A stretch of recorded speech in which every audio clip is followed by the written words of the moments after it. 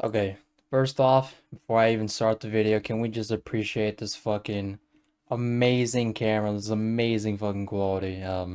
You can actually just fucking see all of my receding hairline in fucking 4K, ultra wide HD, fucking HDMI. It's fucking beautiful, you know what I mean? Got my little fucking stupid ass Clark Kent strand right here. But anyways, after fucking seeing Zack Snyder's take on the Batman, I honestly thought that that would be the end of seeing the Batman persona in fucking movies anymore. For a moment, I thought good old Bruce Wayne was gonna get the same treatment that Robin would in the fucking Arkham video games. However, after seeing Batman multiple times over the course of 2 years, I can comfortably say that fuck Zack Snyder, you know what I mean?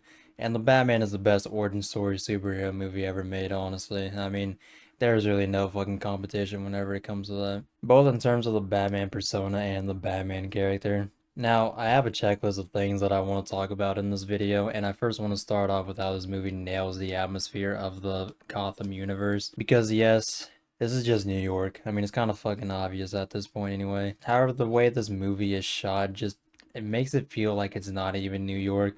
I mean, the only reason why I know it was New York is because how fucking trash and dirty the city was. Now, a lot of people often complain about how they had to turn up the brightness to even watch the Batman. And while, yes, this movie is rarely lit at all, if at all, I still do think that it still works with the overall tone that this movie is going for. But I also think the cinematography also helps nail this fantasy concept that so many grounded superhero movies have nowadays.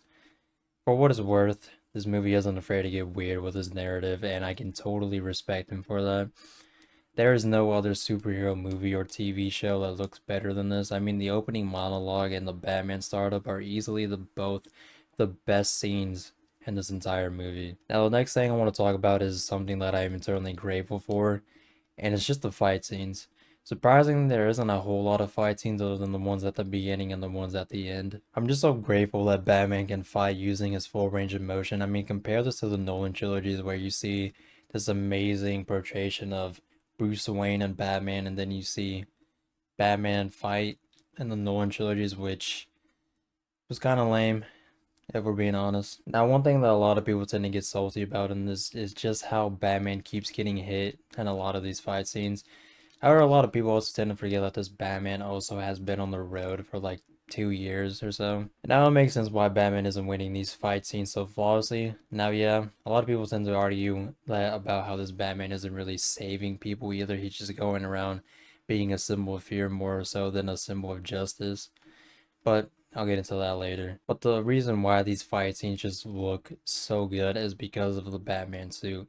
And one thing I am glad about superhero movies are starting to do is not cast actors that are over 200 pounds and making these suits easily to move with. I mean, the fucking headpiece doesn't connect to the chest piece. And I'm not gonna lie, once I did see the Batman suit for the first time, I didn't like it. And no, I'm not talking about this shot right here. Now, a lot of people have different takes on the Batmobile, and I'm one of those people that think this Batmobile is fucking insane. I never was a fan of a tank Batmobile in the Nolan trilogies, and I do feel like Batman in that series felt more like an extension of the military more than Batman. And in this movie, using the chassis of a Dodge Challenger is is genius. It's not too comic booky, but I can't lie that it does fit with the overall tone of this Batman movie. Now, I obviously can't talk about the Batman without talking about the man himself, Bruce Wayne. Now, I do like what they did differently with the persona of both Bruce Wayne and Batman. Because the city is so far gone, it really just does feel like Gotham is all Batman is all Gotham has at this point. But this obsession, this chronic obsession that ends up ruining Bruce's life later on is one of the many things that I love about the Batman movie. The obsession of being so into Batman is what makes Bruce realize that he does have to be more than just someone that goes around punching and scaring people. Because while I just said that the opening monologue is one of the best sequences in the entire movie, it also did rub me the wrong way because even after all of it, the person that the Batman ends up saving is just as scared as him as the criminals that he was fighting. And the fear these criminals feel at night isn't coming from someone that means justice, it's coming from someone who beats the fuck out of the criminals he faces. And really the only person that does think the Batman means well, other than the audience, is Commissioner Gordon. I do love the relationship between these two throughout the whole movie, but even when the other cops see Batman, they don't think he means well, and they also don't give the feeling that they're being saved or that they're being helped. Whatever this Batman did or whatever this Batman has been doing for the past 2 years has not been anything that has been helping his case and trying to prove that he does stand for justice. He's a guy with his own personal vendetta that is trying to stop people by the means at hand. Meanwhile, the only code that he really does have is that he doesn't use guns. I will say I do like that at least this Batman refuses to use guns. However, it's kind of insane how this Batman refuses to use them while also beating the hell out of these goons, you know what I mean? So again, it just doesn't really help his case, you know what I mean? However, with all this in mind, it doesn't really matter because at the end of the movie, he does redeem himself a bit more. And he does realize that he also wants to make a bigger and much better change. He needs to stop scaring the piss out of people and be more Bruce Wayne than a vigilante. Now, the Riddler again, he's really unsettling. He's really creepy. Any scene with him just makes me want to shit my pants if I'm being honest. It's also a weird style of choice whenever you find out the studio went ahead and used broken camera lenses for the scenes with the Joker. Specifically the scene where the Riddler kidnaps the DA. It makes these scenes extra creepy because we don't know what exactly is going on. But we eventually find out because the next scene after that shows the DA with a fucking bomb around his neck. And he's been in the movie for about an hour or so, and what makes his character even more creepy and unsettling is that whenever he does talk to Batman, and another thing I really do appreciate is how characters like the Penguin and Riddler aren't your traditional characters that we see in other Batman IP either. The Riddler is not saying his, catch line, riddle me this, that stupid shit.